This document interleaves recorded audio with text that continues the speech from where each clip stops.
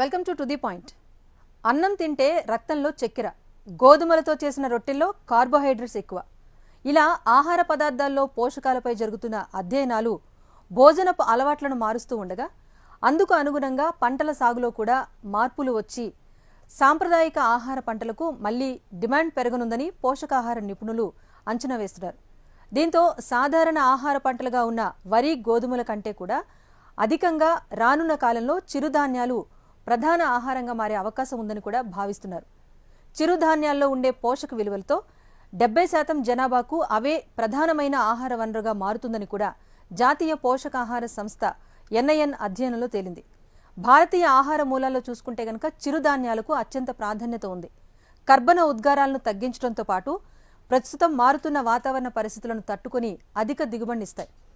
వీటి సాగుకు కూడా తక్కువ కృత్రిమ ఎరువులు వాడుతూ ఉండగా నిర్వహణ భారం కూడా అంతగా ఉండదు. పుష్కలమైన పోషక విలువలను చిరుధాన్యాలు కలిగి ఉంటాయి. దీంతో గడిచిన 3 ఏళ్లుగా వీటి వినియోగం క్రమంగా పెరుగుతోంది. భవిష్యత్తులో కూడా 70% మంది తమ ప్రధాన ఆహారంగా మిల్లెట్లను తీసుకునే అవకాశం ఉందని కూడా నిపుణులు అంచనా వేస్తున్నారు.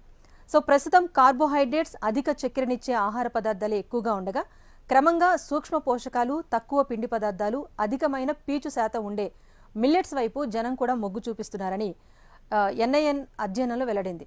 అటు ఐక్యరాజ్య సమితి కూడా 2023 సంవత్సరాన్ని అంతర్జాతీయ చిరుధాన్యాల సంవత్సరంగా ప్రకటించడంతో మిల్లెట్ల వినియోగంతో పాటు విస్తృతమైన పరిశోధనలకు కూడా ఆస్కారం ఏర్పడింది. ఒకవైపు జనాభా పెరుగుతోంది. జనాభాకు అనుగుణంగానే ఫుడ్ సెక్యూరిటీకి సంబంధించి కూడా సంరక్షించేలాగా పంటల్లో మిల్లెట్స్ శాతం అనేది పెరగబోతోంది. అంటే ఈ నేపథ్యంలో వచ్చే 10 yearsలో చూసుకుంటే గనక మిల్లెట్స్ పంటల సాగును పెంచడమే లక్ష్యంగా కూడా ఇటు ప్రభుత్వాలు, అటు వ్యవసాయ పరిశోధన సంస్థలతో ఒక ఒప్పందం కుదుర్చుకొని దానిపైనే ప్రత్యేకంగా దృష్టి పెట్టాయి. సో ఇప్పటి వరకు ఆసియా దేశాల్లో సాగుతున్న మిల్లెట్స్లో 80% పంట మన భారత్ నుంచి ఉత్పత్తి అవుతోంది. ప్రపంచ దేశాలకు కూడా మిల్లెట్లను అందించే స్థాయికి భవిష్యత్తులో భారత్ ఎదుగుతుందని కూడా నిపుణులు అంచనా వేస్తున్నారు.